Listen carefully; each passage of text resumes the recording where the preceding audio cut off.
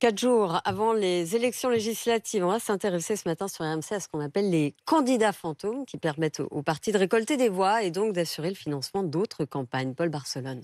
Vous ne les croiserez pas sur les marchés, vous ne verrez peut-être jamais leurs affiches, et pourtant tous sont bien candidats aux législatives. Parmi eux, Jean-Marc Governatori, conseiller municipal à Nice, en lice dans le Finistère.